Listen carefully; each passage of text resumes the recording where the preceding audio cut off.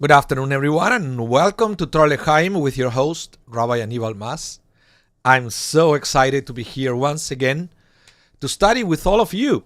I see the numbers. We already have people in the virtual classroom, but only Caroline said hello in the chat. So I want to say hello, Caroline. Caroline Lewis Smith from Tampa, Florida is here, and she's not shy. She said hello. And if you're there, please say hi. Say hello in the chat so we will all know that you are in the classroom. I cannot see your faces, but I can see your names once you say hello. And Leon Pinkovich is here. Welcome, Leon. You look refreshed. Yeah, I don't know if you can hear my voice. I'm still a little bit, but yeah, I guess after a good shave, I look a little bit better. I had something, a cold, the flu. I don't know what it is. I still not 100%. But thank you, Leon, for noticing. And we are going to study about Hanukkah today. Hello, Andrea Royave. Welcome. And it's interesting that I was starting to prepare the class. I usually prepare the class 1 or 2 weeks in advance. When I started to put together the class for Hanukkah, I realized that one class wouldn't be enough to share with you everything I wanted to say about Hanukkah. Okay? Howard Hamovich, welcome from your 6 degrees Celsius in Miramichi, New Brunswick. Wow, 6 degrees. Yesterday in Winnipeg, we had a wind chill of minus 40. So your 6 degrees make me feel a little jealous here, to be honest. But anyway, I'll try to be positive here.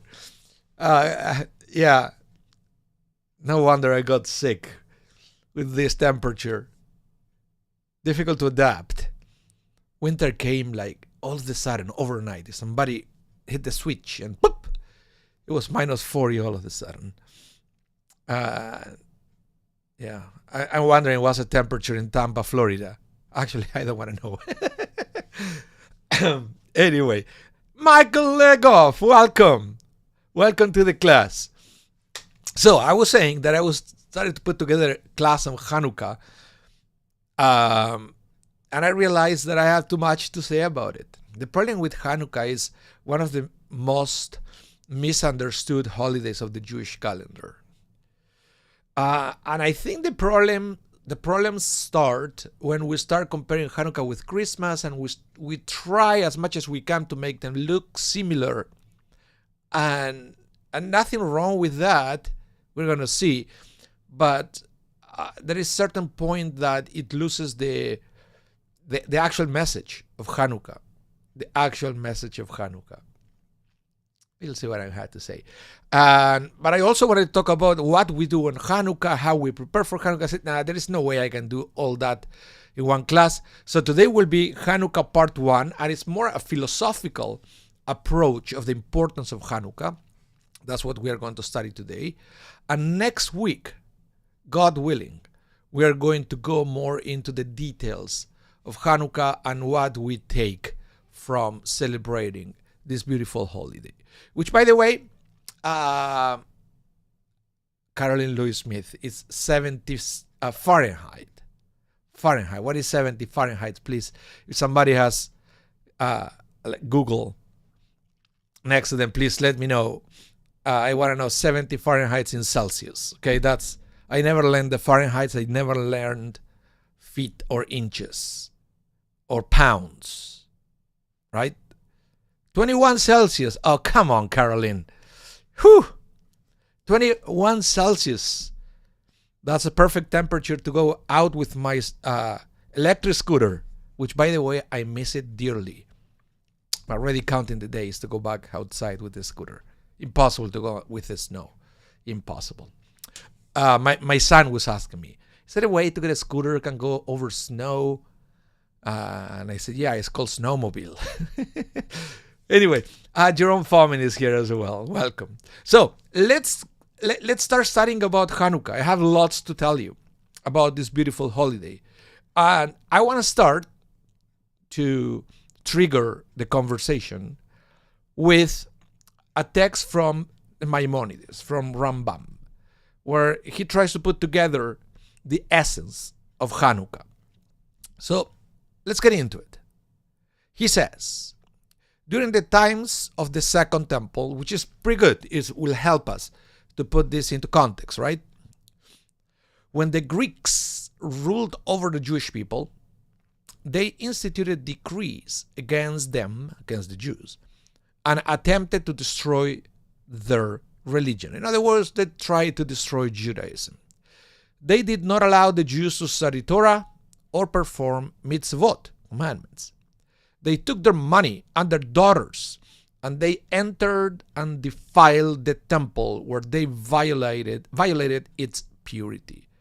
The Greeks subjected the Jews to great hardships and pressured them immensely until the God of their fathers had pity on them and saved them. Okay, this is the interpretation of Maimonides, of the Rambam, which is very interesting, because sometimes when we celebrate Hanukkah, we forget about this. We put way too much emphasis on the miracle of the light, okay?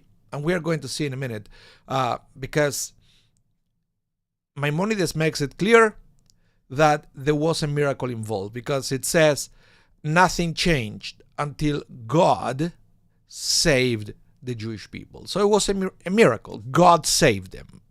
And in order for that to happen, you have to see the hand of God present somehow in the story of Hanukkah. But everything happened because of all the hardship that the Greeks imposed into the Jewish people. It kind of looks, if you read at this text, it kind of looks like slavery in Egypt. I don't know if you have the same feeling when you read this. The only difference is that the Jews weren't on their land. It's not like the Exodus from Egypt that we were rescued from a different country. Here, we were in our land, in the land of Israel, but it was still kind of like the slavery in Egypt, but in this case was more like how you call it, a spiritual. It was a spiritual slavery. The hardship was more spiritual than physical. They weren't really slaves, but you will say that they were not allowed to study Torah or to fulfill mitzvot and all that stuff. Okay, so have that in mind. It is kind of like Pesach, like Passover, where we were freed from slavery, but we were freed from a spiritual slavery, when for Pesach we were freed from a physical slavery. Okay, so, and again, Maimonides says there was a blessing. Hello, Starbus Solaris. What's your name, Starbus Solaris? But I don't know. I can't tell by your YouTube name, but welcome. Yeah, and Hanukkah is blessed. It's a blessed, lots of blessings in Hanukkah. So the Maimonides is talking about miracles, and I can tell you that the rabbis talk about two miracles present at this time. The first one is a military one, the military miracle.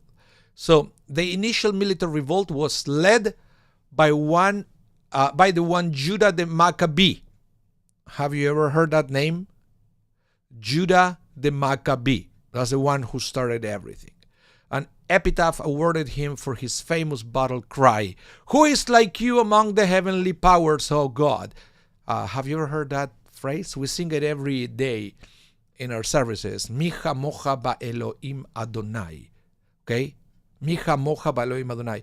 So the initials of that phrase is Maccabee. That's one theory of why he was called the Maccabee. The other theory is Maccab is a hammer, so he was Judah the hammer, right? Like he was a tough guy. But we like to believe that the Maccabee came from Micha Mocha Balim Adonai, which has a more spiritual connotation than a simple hammer. Okay?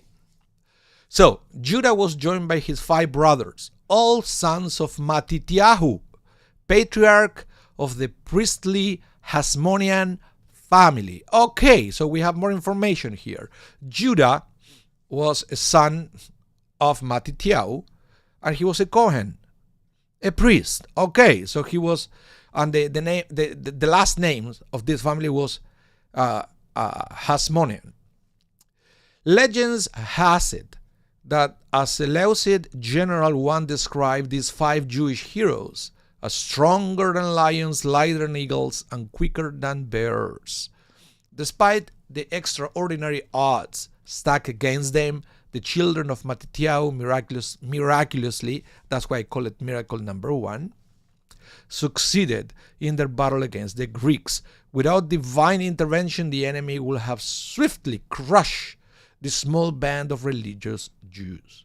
Instead, after a short period of intense fighting, the Maccabees freed Jerusalem from Seleucid control and isolated the Hellenized Jews to the northern port city of Acre.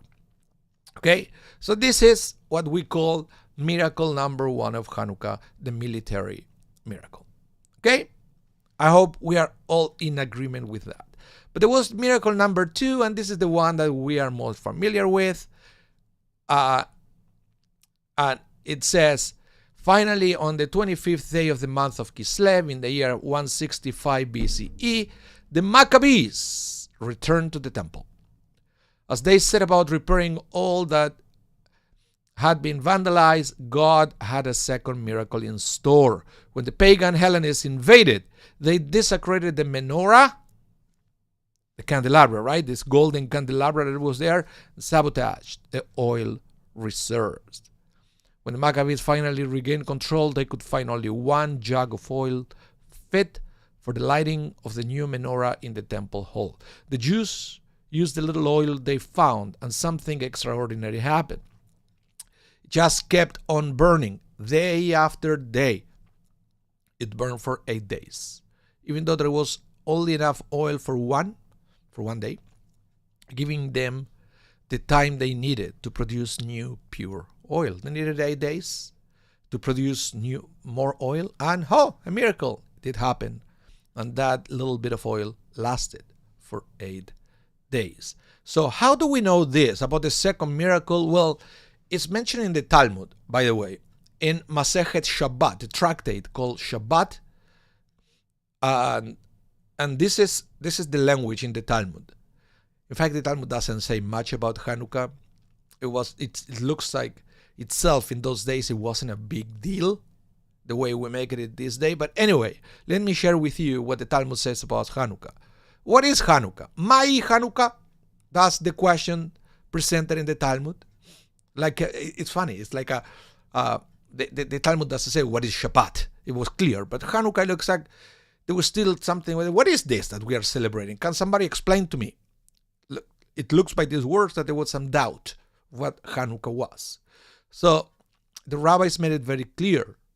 What is Hanukkah? When the Greeks entered the holy sanctuary, they defiled all the oil that was there, and when the dynasty of the Hasmoneans grew strong and defeated the Greeks, they searched and found only 1 flask of oil with the stamp of the Kohen Gadol, high priest, that had been set aside, and there was only enough oil to burn for 1 day. A miracle occurred. They lit the menorah from this oil for 8 days. Now, this is what happened. The following year, the sages established these days for praise and thanksgiving.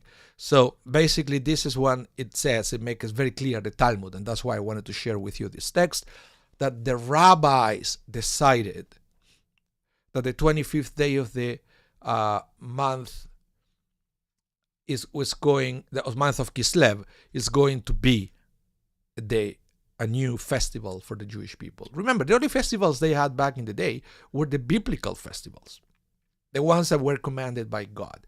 This one was different because it was commanded by the rabbis, which is very interesting. That's why I call it a rabbinic holiday, or the way we call it this day, post-biblical holidays, because all the post-biblical holidays are basically rabbinic in essence. Starbucks Solaris, are there Hellenist Jews this day? Well, not in the sense of what happened back in the day. We don't call it Hellenist Jews.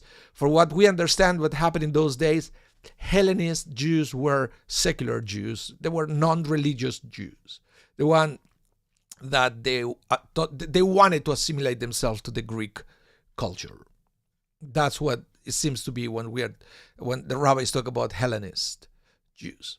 Josue Rivera, welcome to the class. Okay. Any other questions? Please let me know in the chat. I have the chat in front of me and I can read messages from both Facebook and YouTube. Okay?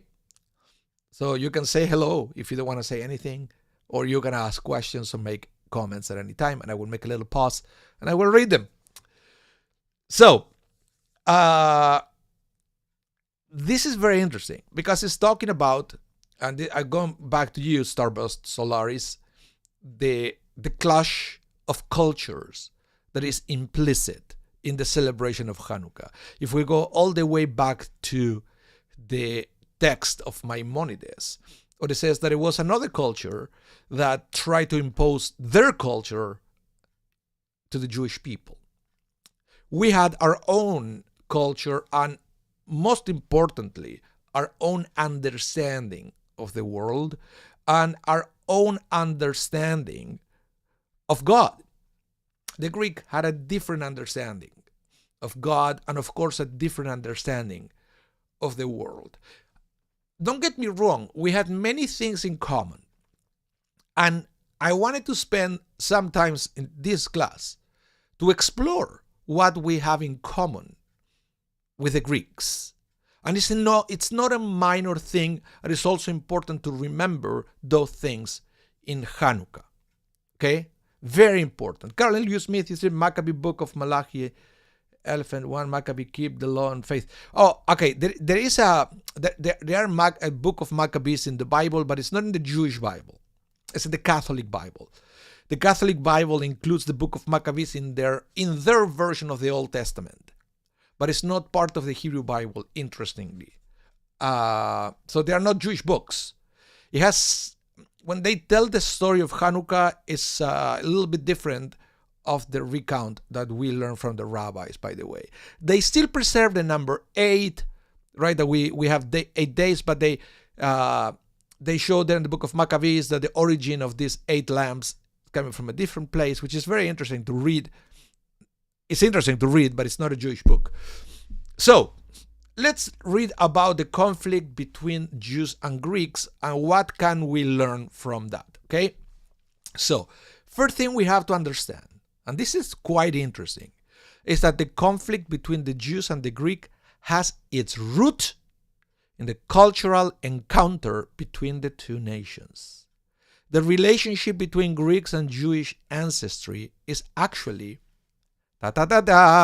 biblical, going back to Noah and his sons. They would say, well, what are you talking about? There were no Greeks back then.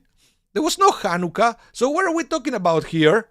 Well, Abraham and the Jewish people are descendants from Noah's son, Shem. Sometimes you will read it in the Bible, it's called Sem, but it's Shem. The Greeks were descended from another son, Japheth. Okay? Japheth. In Hebrew, it's Japheth. Now, it's interesting. That's why Shem or Sem, that's why we are Semites. The Jews, Semites, because we are descendants of Sem, in Hebrew, Shem. While the Greeks are descendants from Japheth, which, by the way, Japheth comes from the Hebrew words Yafa, which means beauty. So the rabbis read from there their fixation of the Greeks with aesthetics and external beauty, because they come from Japheth, same root of the word Yafa or Yafeh, which means beauty or beautiful. Very interesting. Very interesting. So, how is it? Let's try to understand this. How is it that the Greeks, who decided the Greeks come from Japheth? Well, let's go back to the Bible, to the book of Genesis. And in Genesis chapter 9, we read as follows. The sons of Noah who emerged from the ark, remember the flood, the ark, were Shem, Ham, and Japheth. Okay? 3 children. Ham was the father of Canaan. Canaanites. Remember that eventually we went into a very bitter and terrible war against the Canaanites. They were bad example. Let's put it that way. Okay, and we will see why and what is the root of their the immorality that we believe the Canaanites represented. Okay, let's keep reading. These 3 were Noah's son, and from then the whole world was repopulated. Noah began to be a man of the soil, and he planted a vineyard. He drank some of the wine, making himself drunk, and then covered himself in the tent. He was making a fool of himself. Let's put it this way. Actually, and they are welcome, Judy. Welcome to the class. Okay, whatever you can say, you're happy. You're welcome. So back to the story. Noah. This was just after the flood. Can you imagine the tragedy and everything that man has to go through? I can't kind of blame him for wanting to have a drink, but I guess he had way too many drinks. He got drunk and he got naked, and he was out of it. So let's see what happened here. After that, Ham, the father of Canaan, saw his father's nakedness, and he told his 2 brothers outside. Now, in the biblical language, when you see somebody else's nakedness, implies sexual relationships. So in other words, this pervert, Ham, he saw Noah naked and he raped his father. Okay? So try to imagine what we are talking about. And this is the father of Canaan. So Shem and Japheth took a cloak and placed it on both their shoulders, and they walked backwards and covered his father's nakedness. Because later on, when the Torah is finally revealed, we are going to have a mitzvah, a commandment, that it says that we are not allowed to see our parents naked. Okay? So it's already showing you that Shem and Japheth had a more elevated understanding of morality, even without a Torah, they knew that was wrong. So they created this way to approach his father without looking at him naked. And so finally they covered their father's nakedness. They faced away from him and did not see their father's nakedness. Noah awoke from his wine-induced sleep, and he realized what his youngest son had done to him. And he said, "Cursed is Canaan. He shall be a slave to his brothers." He then said, "Blessed be God, the Lord of Shem. Canaan shall be his slave. May God expand Japheth, but he will dwell in the tents of Shem. Let Canaan be their slaves." So, as you can see here, it's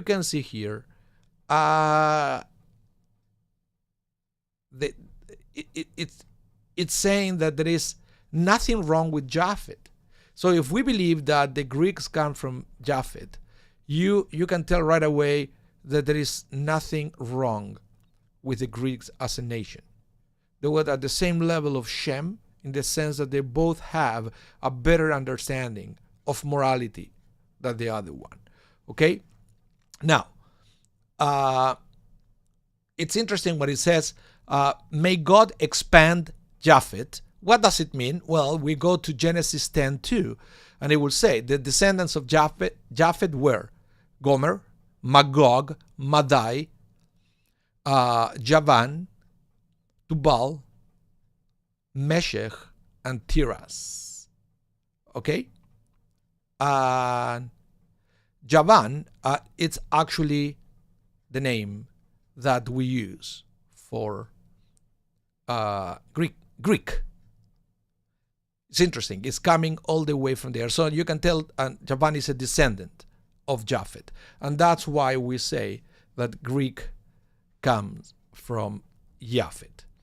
Okay? So the other thing that is interesting here is when the Torah says, but he will dwell in the tents of Shem. What does it mean that Japheth will dwell in the tents of Shem? Well, based on Noah's blessing to Japheth, our sages understood that the Greeks were possessed of certain virtues that were worthy of Jewish respect. So in other words, there is something from Japheth that it will have to be present. It will have to be present on Shem. In other words, as Jews, as descendants of Shem, we have to understand what is it that we can learn from the Greek culture that comes all the way from Japheth that is good for us to incorporate. And if we say, for example, that one of the things is the aesthetics, that is something that made it into Judaism. And let me tell you something. When we fulfill mitzvot is something that is for us, for Jews, descendants of Shem. But the way we fulfill the mitzvot is as inspired by Japheth, because we like to beautify the commandments. We like to beautify the mitzvot. The Torah says that we have to write the law of God in the frames of our doors. Well, it will be enough to nail there a little parchment containing the words, right? But that's not the way we do it. We write it in a parchment, we roll it, and we put it in a beautiful case. And then we nail it to the door frame.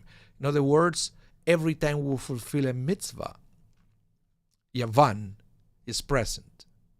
The Greek concept of beauty is present, right? So that is one way of how Japheth dwells in the tents of Shem. But let's keep going. Let's see. Michael Legoff, you said, like the Hebrew words lehityaven, assimilation, turning Greek. Oh, very, very interesting. Very interesting. Yeah, it's coming from Yavan. Yavan is the, even in modern Hebrew, Yavan is Greece, the country, right? The country, yeah. And that was one of the sons of Japheth. Very good, Michael Legoff. One mitzvah point for you. So, let's go back to the Talmud. Let's go back to the Talmud. And I want to show you what else the rabbis understand that we take or we should be taking from the Greeks. Okay? Now, we go to the tractate called Megillah. And there we read that Rabbi Shimon ben Gamliel said, the only language beside Hebrew that we can write the Torah, prophets, and writings is Greek. Like in those days.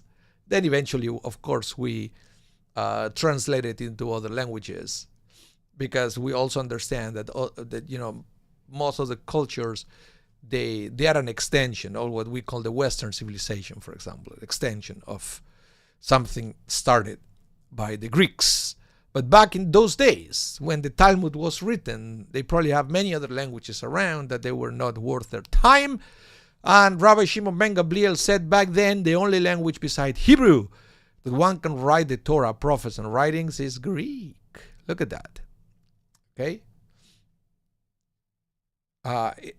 Starboard Solaris, it's not better if the words of God be impressed and sealed in our hearts. Of course, that's the ultimate goal. But then everything that we are studying here are tools for that to happen. Sometimes we do have, sometimes good intentions are not enough. We need a methodology for things to happen, at least in most people. We need a system we need a system. The mitzvot, the commandments, representing the will of God, it's a system to achieve that. See Sam Bailey, welcome from the so-called. Glad that you're here as well. We're studying about Hanukkah. And by the way, if you just came, you probably missed the first part. Don't worry, after the class is over, you can go back, or this class is going to be restreamed, rebroadcasted at 8 p.m. Central Time. Okay? Now, let's see. What else we learn from the Talmud? What is the basis for the ruling of Rabbi Shimon ben Gamliel? That means that we can only write the Torah in Greek. The verse states, may God expand Japheth, but he will dwell in the tents of Shem. That means that the word of Japheth will be in the tents of Shem. Wonderful. This is another interpretation of the verse. The words of Japheth means the language of Japheth will be in the tents of Shem. It means that eventually the Torah will be translated into Greek. Which, by the way, it did happen. And by the way, it was the first translation of the Torah. Okay? It's a very, very interesting thing. So, because the Greeks were the first culture to request the translation of the Torah into their own language. They requested it, actually.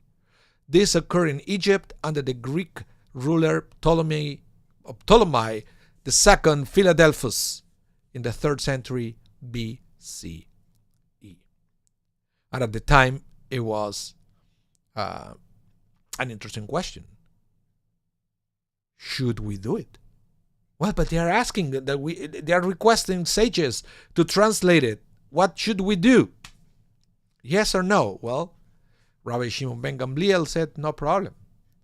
If it's on Greek, there's no problem because the Torah said so and there was no problem. Okay? So, the Talmud actually explains, or try to explain, how did happen. How did happen? How come or how the Torah was translated into Greek? And the Talmud will say that the king Ptolemy once gathered 72 elders from Israel.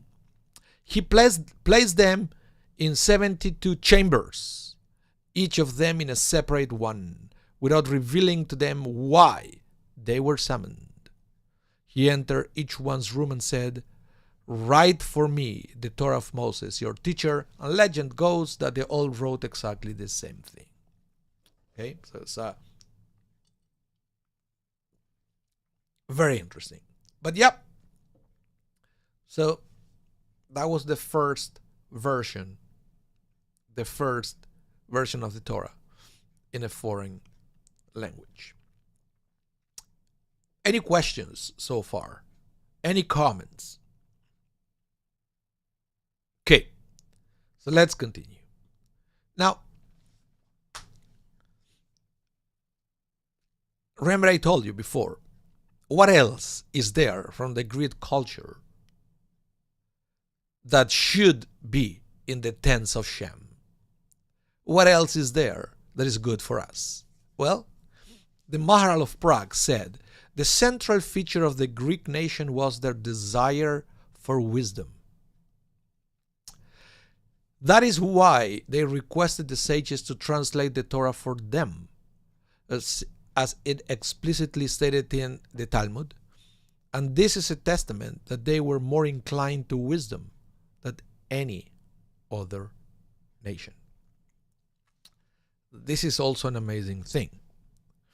So, that desire for wisdom, we have to look at it in a positive light. It's not something wrong.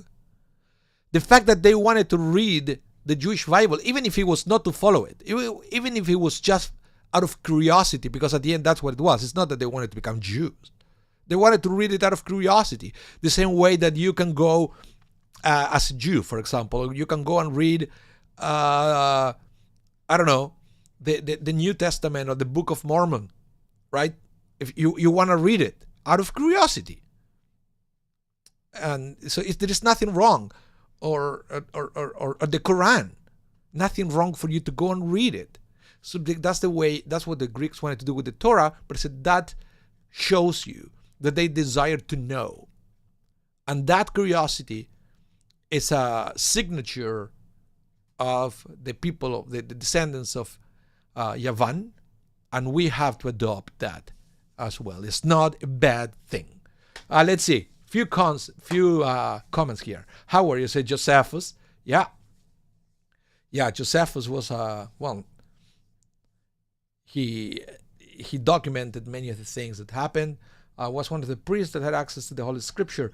He was on those chambers to translate. Okay, I didn't know that part about Josephus, but yeah. But thank you for sharing it. Okay, so far we have the beautification of the mitzvot, of the commandments. We learn it from the Greeks. Their desire, the desire for wisdom. Okay.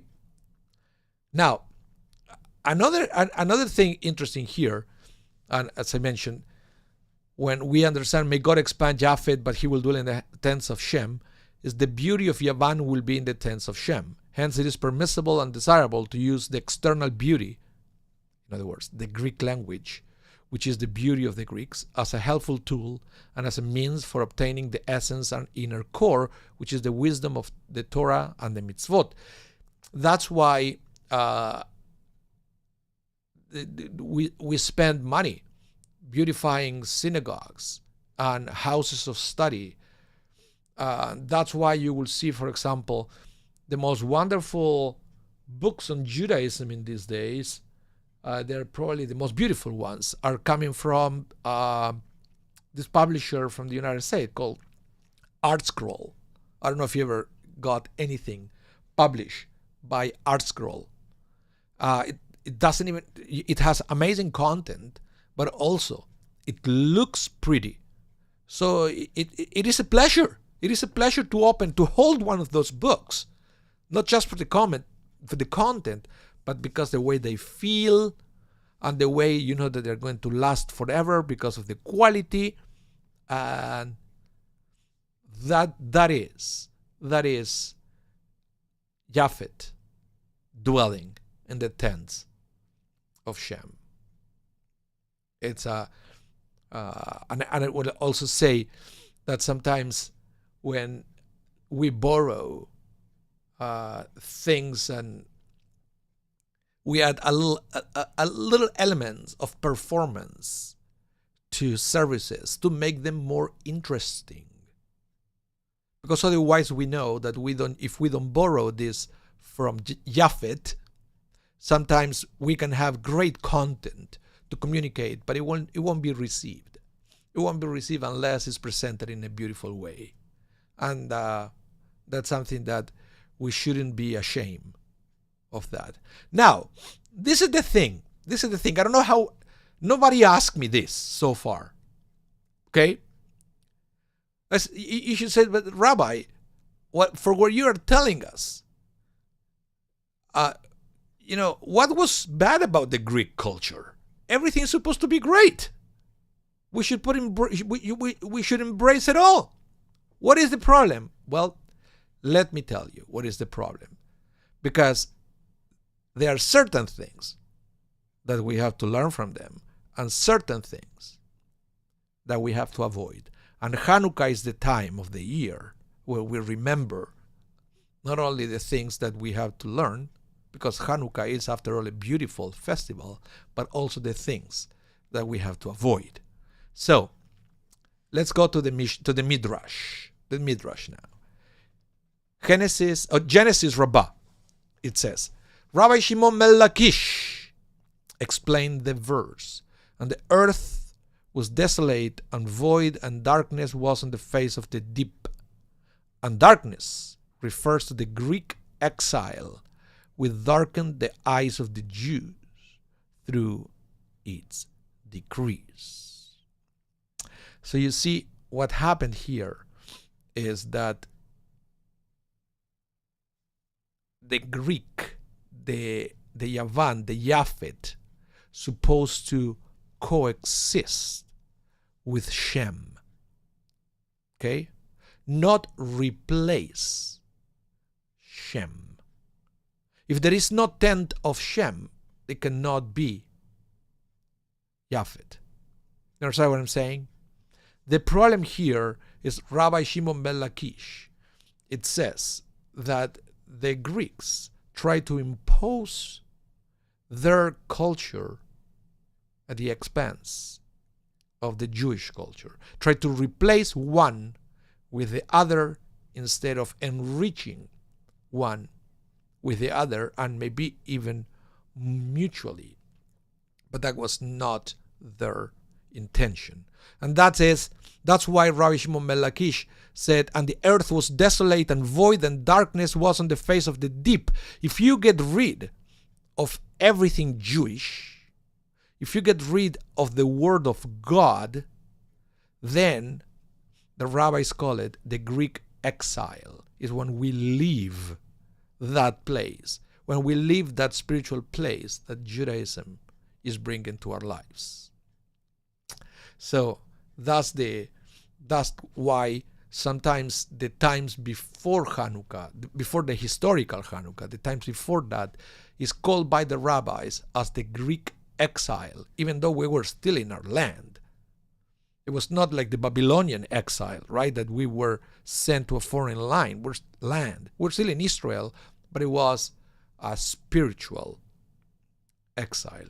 And that happened when you replace the Jewish life with something else. So let's explain a little bit more about this Greek exile. This time period is called the Greek exile. The term exile does not only refer to time periods when the Jews were exiled from the land of Israel, as was the case with the Babylonian exile, etc. Exile is mainly the removal of the holy presence, the Shekhinah, occurring when the spiritual connection between God and the Jewish people is weakened or totally disconnected. This comes about in situations where non-Jews rule over the Jewish spiritually, and the Jews are influenced by their culture and behave according to the ways of the nations. So this is what I was saying at the beginning, that even when we celebrate Hanukkah, it is okay to borrow certain elements from the celebration of Christmas, right?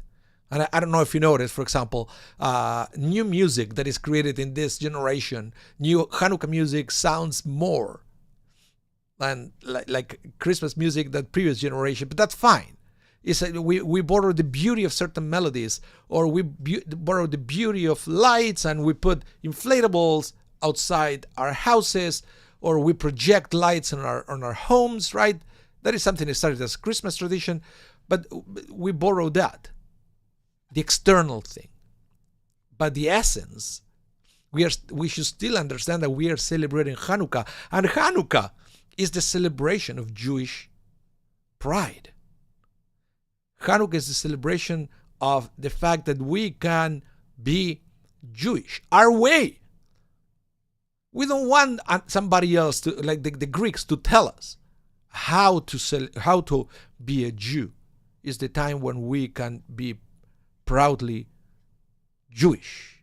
So that is the danger when we try to replace one or the other instead of borrowing certain elements from another culture. And it's a thin line, and we need to reflect once in a while how we are doing. And I believe Hanukkah should be that moment of the year when we reflect about that thin line. I want to know what you think about this. See Sam Bailey, you say, can't lose sight of the essence. Yeah, but it's so difficult. Sometimes it's so difficult. We are bombarded by another culture around us, and it's very difficult to still be able to see or to feel that we are celebrating something that is uniquely Jewish. we seem to put more emphasis of, well, let's think about what we have in common, or what Hanukkah has in common with Christmas, which is important. That's fine.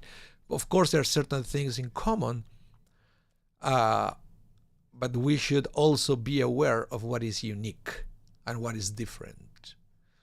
And I believe that's why pretty much the only thing we talk about in Hanukkah seems to be the miracle of the oil, because we celebrate the lights, right? But what about the miracle of the military victory that allow us to continue being proud Jews, right? Carly Louis Smith, the Christian, borrowed the title Rock of Ages song and expanded the message with that's Ma'od Sur. Ma'od Sur Yeshuati. Yeah, that's one of the most iconic Hanukkah songs. So let's continue. Now, Rambam, already back in the Middle Ages, by the way, Rambam was very interesting because he was a Jew who was not afraid to study Greek philosophy. And he thought that it was fundamental. There was another way. Where the words of Japheth should dwell in the tent of Shem, is through Greek philosophy. Rambam believed that it was amazing, and we should all study it to help us be better Jews, to help us understand God better, if we can borrow the methodology of Greek philosophy. Not so much the essence, but the methodology. So, Rambam said back then, scientists go the way of the Greek. For example, Aristotle, who denied the reality of anything that he could not experience with his senses. He and his wicked students were arrogant enough to believe that anything which they did not understand could not possibly be true. Okay?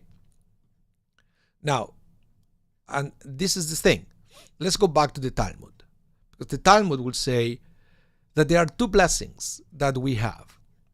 One, when you see a scholar, one when you see a Jewish scholar, a Torah scholar, and another blessing when you see a person that is a scholar but is not Jewish. And I have two blessings. And it says, ones who see an outstanding scholar of Torah wisdom recites, blessed are you, O God, King of the universe, who separated from his wisdom to those who fear him. While it said, one who sees a scholar of worldly wisdom recites, blessed are you, or our God, King of the universe, who gave from his wisdom to man. Okay? So what is the difference between these two blessings? Okay? Well, we read that the reason that regarding outstanding Torah scholars we recite, who separated from his wisdom to those who fear him, is because their wisdom cannot reach the ultimate depth of Torah, since the Torah is infinite. So in other words, we are saying that Torah scholars just comprehend a part of God's wisdom, which is infinite. So even a part of infinite is infinite, but there is always more and more and more. Okay? So therefore the word infinite. Therefore, the word uses halak, separated, which means that it was a part of a greater entity. In contrast, the wisdom of the nations can ultimately be fully understood. Therefore, it is appropriate to use the language of matana, gift, as all wisdom was given to them to be fully comprehended. In other words, what this rabbi is saying here is that we should never replace the infinite wisdom of Judaism with something that is finite. Because in other words, we always learn that we believe that, and that is not something new, we believe that whatever is happening around us is the best. And then we realize that all these trends come and go. what today seems to be the best thing, tomorrow will be different. And 100 years ago was different. While Judaism keeps evolving. And because Judaism is something that comes from God. So again, what I wanted to say is, and when we celebrate Hanukkah, we have to understand that this is the time to reflect of there are many things that we have in common with other cultures. But at the same time, it's an invitation for all of us to remember what is unique about Judaism. And it's never about replacing Judaism with something else, but it's always about to understand how we can enrich and elevate and improve our Jewish practice through adapting certain things from other cultures, which is not the same with replacing. And again, it's a fine line, and unless that we have a time to reflect about it, we are not going to succeed. So Hanukkah is the opportunity that we have to undertake that endeavor. So I want to know what you think. If you have any comments, let me know in the chat. But you know what I mean? That's why I couldn't put everything in one class. This is just half of what I wanted to tell you. And next week, we're going to continue with more things about Hanukkah. And the second part of next week's class is going to be about all the practical preparation for Hanukkah as well. So if you are not 100% sure about how to celebrate Hanukkah, well, you came to the right place. We're going to review all that next Thursday. But for now, I want to say thank you so much, everyone, for coming to the class, for studying with me. This is Torah L'Chaim with me, with Rabbi Anibal. This class is going to be rebroadcasted tonight at 8 p.m. Central Time. Please give us the thumbs up for this video. If you like it, share it with a friend. You can share this video. And please subscribe to our channel so you will be notified every time we go live or every time we upload some of these amazing things that we create at the Shaarei Zedek for all of you. Okay, so thank you so much, everyone. Have a wonderful day. Stay safe. Hope to see you soon. Bye now.